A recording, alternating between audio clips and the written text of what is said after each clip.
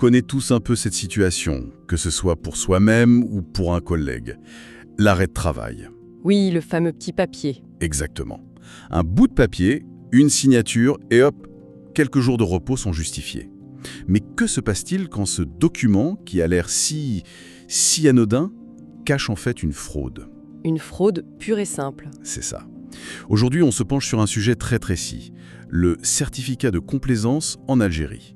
C'est ce document médical qui n'est pas basé sur une réalité. Il atteste d'une maladie qui n'existe pas.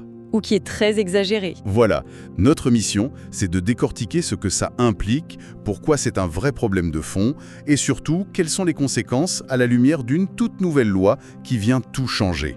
Pour cette analyse, on s'appuie sur une source qui décortique vraiment toute la pratique et détaille le cadre réglementaire mais aussi pénal en Algérie. Et le cœur du sujet, c'est cette fameuse loi, la loi numéro 2402 du 26 février 2024. Et c'est ça qui rend le sujet brûlant d'actualité. C'est un excellent point de départ. Et pour aller plus loin, je pense qu'il faut insister sur le mot que vous avez utilisé, fraude. On ne parle pas ici d'une erreur de diagnostic. Non, ce n'est pas une approximation. Pas du tout. Le certificat de complaisance, c'est un acte délibéré. C'est un mensonge. Le médecin sait parfaitement que l'état de santé qu'il décrit est soit totalement fictif, soit grossièrement exagéré. C'est donc une rupture totale avec l'éthique de base de la profession médicale. Exactement. Le serment d'Hippocrate, dans sa version moderne, c'est ça. C'est ce principe fondamental qu'un médecin ne doit certifier que ce qu'il a personnellement et réellement constaté. Pendant un examen. Oui, un vrai examen. Dès qu'on sort de ce cadre, on entre dans l'illégalité et la faute professionnelle. L'objectif, c'est quasi toujours de permettre à quelqu'un de se soustraire à une obligation, qu'elle soit pro, légale, administrative. D'accord. Et la loi algérienne est très large là-dessus. Elle couvre les faux sur l'existence d'une maladie, mais aussi sur son taux, son origine, et même sur une grossesse. Ok, le cadre est posé, c'est un mensonge, c'est délibéré, mais concrètement, on pense tous à la même chose, l'arrêt maladie pour prolonger le week-end, non? C'est le cas le plus classique, j'imagine. C'est l'image d'Épinal, oui, et c'est le premier type qu'on trouve dans notre source. Les arrêts maladie injustifiés. C'est le médecin qui signe un papier sans même voir le patient ou qui donne une semaine pour un simple rhume.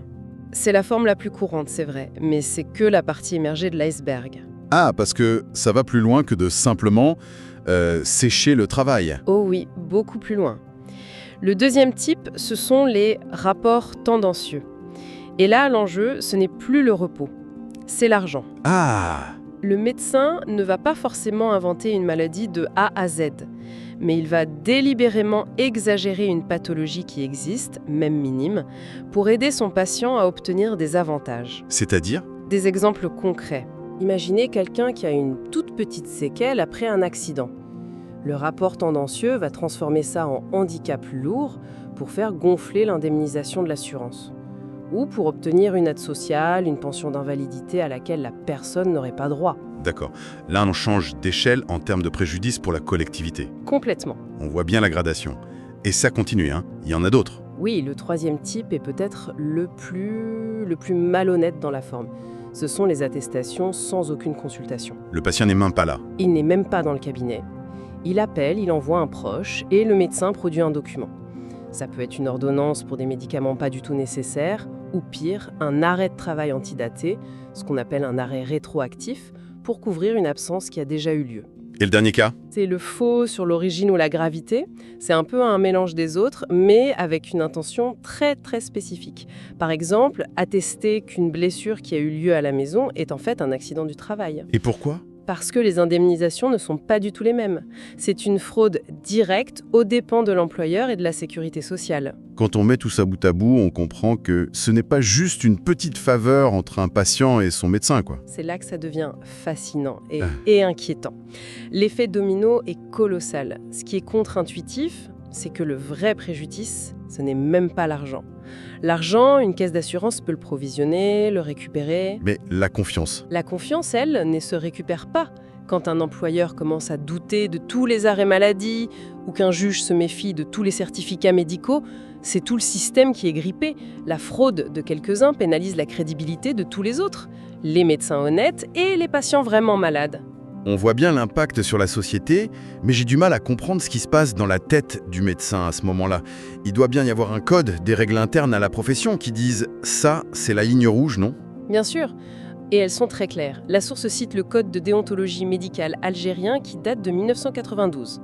Son article 58 est sans la moindre ambiguïté.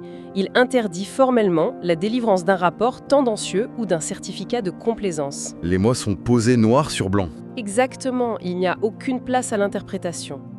Et il y a aussi l'article 32 qui interdit de faciliter l'exercice illégal de la médecine, ce qui peut être lié. D'accord, c'est interdit par le code de la profession. Mais concrètement, si un médecin se fait prendre, que lui arrive-t-il de la part de ses pairs? Ce n'est pas juste un texte symbolique. C'est l'ordre des médecins qui agit comme le gendarme de la profession. Et il a tout un arsenal de sanctions disciplinaires. Qui vont de à 1. Ça peut commencer doucement, avec un avertissement ou un blâme, ce qui est déjà une tâche sur un dossier, mais ça peut monter très vite. Une interdiction temporaire d'exercer de quelques mois à plusieurs années. Et le pire du pire? La radiation définitive. C'est la sanction suprême. Un médecin radié de l'ordre n'a plus jamais le droit d'exercer la médecine. C'est la fin de sa carrière. On parle donc déjà de conséquences extrêmement lourdes, rien que sur le plan professionnel. Mais c'est là qu'on arrive au cœur de notre sujet, cette nouvelle loi. Parce que maintenant, on ne parle plus seulement de blâme ou de radiation. Non. On parle de prison. Exactement. C'est là qu'on bascule dans une autre dimension. La loi numéro 2402 de février 2024 marque un durcissement spectaculaire. Jusqu'à présent, les sanctions pénales existaient, mais elles étaient vues comme pas assez dissuasives. Maintenant, les chiffres parlent d'eux-mêmes. Et que disent-ils ces chiffres? L'article 26 de cette loi est chirurgical. Il vise le médecin qui certifie faussement une maladie ou une grossesse. La peine. De 3 à 5 ans de prison ferme. Ferme. Ferme. Et une amende très salée. De 300 000 à 500 000 dinars. On ne rigole plus du tout. 3 à 5 ans de prison ferme. C'est énorme. Et ça ne concerne que le médecin? Et de 100 000 à 300 000 dinars d'amende. Le message est clair. Celui qui signe et celui qui profite sont tous les deux des délinquants pour la loi. C'est fou d'imaginer un médecin, après 10 ans d'études, risquer tout ça pour un simple papier. Vous mettez le doigt sur un point crucial. Il faut bien comprendre que ces sanctions sont cumulables. Ce n'est pas l'une ou l'autre. Ah oui. Un médecin pris en faute peut faire face à une triple peine, un véritable chaos judiciaire et professionnel. Expliquez-nous ce cumul. Premièrement, la sanction pénale dont on vient de parler, la prison et l'amende, plus une éventuelle interdiction des droits civiques. Deuxièmement, en parallèle, la sanction disciplinaire de l'ordre des médecins, qui peut aller jusqu'à la radiation. Donc, il peut sortir de prison et ne plus avoir le droit de travailler. Jamais, plus un seul jour de sa vie comme médecin. Et la troisième? C'est la sanction civile. La partie qui a subi un préjudice, l'employeur, la CNAS, peut se retourner contre le médecin et le patient et leur réclamer des dommages et intérêts, pour rembourser tout ce qui a été perdu. C'est une destruction totale. Exactement. Pénale, professionnelle et financière. C'est ça. Et si on prend un peu de recul, on voit que cette loi s'inscrit dans une tendance plus large, comme la loi sanitaire de 2018, qui renforçait déjà la lutte contre l'exercice illégal de la médecine. Il y a une vraie volonté de resserrer les vis. D'accord? Les lois sont là, elles sont claires et elles sont dures. Mais ça reste du papier. La grande question, c'est comment est-ce qu'on attrape les fraudeurs en pratique? Qui tire la sonnette d'alarme? Le principal gendarme, en tout cas pour les salariés du privé, c'est la CNAS, la Caisse nationale des assurances sociales.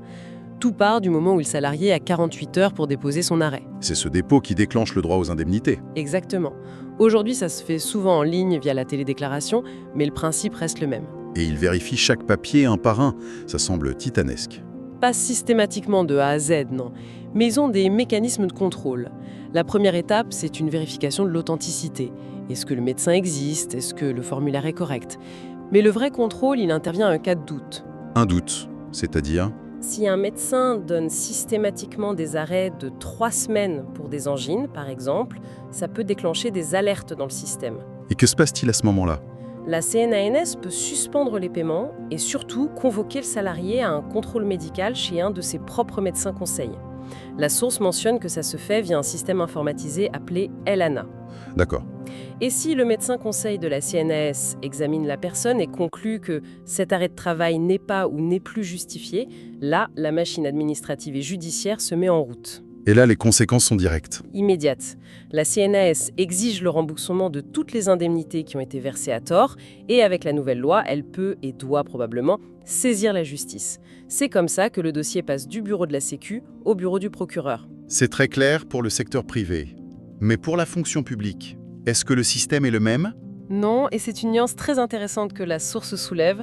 Ça montre la complexité administrative. Pour un fonctionnaire, son administration accepte le certificat médical, même sans l'accord préalable de la CNAS. Ah bon ? On pourrait penser que c'est une porte ouverte à la fraude ? On pourrait. C'est une disposition qui vient d'une ordonnance de 2006.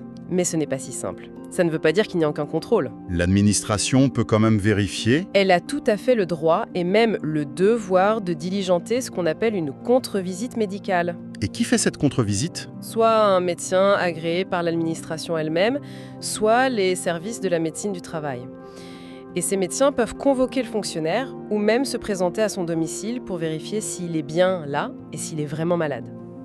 Et si la contre-visite conclut que l'arrêt est bidon ? Les conséquences sont directes. L'agent reçoit une mise en demeure de reprendre son poste immédiatement. S'il refuse, il est considéré en abandon de poste. Et ça peut entraîner une retenue sur salaire, une suspension et à terme une révocation. Donc le filet de contrôle existe bien des deux côtés, privé comme public. Oui, même s'il ne prend pas exactement les mêmes chemins. C'est fascinant de voir comment un simple document peut déclencher une telle machinerie. Si on devait faire la synthèse, ce qui ressort, c'est qu'on a complètement changé d'époque. Ce qui était peut-être vu comme un petit arrangement est désormais traité comme un délit grave. Absolument. Le premier point, c'est que le certificat de complaisance, ce n'est pas une zone grise. C'est noir ou blanc. C'est une faute déontologique et un acte illégal. Deuxièmement, et c'est le point clé de notre analyse, la nouvelle loi 2402 en Algérie est un véritable tournant. On ne parle plus de sanctions symboliques. Non, plus du tout. On parle de peines de prison fermes, lourdes, qui peuvent mettre un médecin derrière les barreaux pour des années. Et troisièmement, il ne faut pas sous-estimer les mécanismes de contrôle. Que ce soit la CNAS ou les contre-visites, les filets existent et ils se resserrent. Le risque de se faire prendre n'est pas théorique. Au final, que faut-il retenir de tout ça ? Qu'un simple papier, une signature apposée en quelques secondes, peut avoir des conséquences déontologiques, pénales et financières capables de briser une carrière, de ruiner une vie. Tout en sapant la confiance dans tout un système de santé. C'est la conclusion logique. Exactement. Mais vous savez, toute notre discussion a tourné autour de la fraude, de la loi, de la répression. C'est normal, c'est ce qui est au cœur des textes. Mais ça soulève une dernière question, une question qui n'est pas dans le code pénal. Laquelle ? Au-delà du médecin qui signe ou du patient qui demande, qu'est-ce que la multiplication de ces certificats nous dit sur notre rapport collectif au travail, à la santé et peut-être à la pression sociale ? La loi punit le symptôme, mais quelle est la maladie de fond ? C'est peut-être sur cette interrogation qu'il faut rester.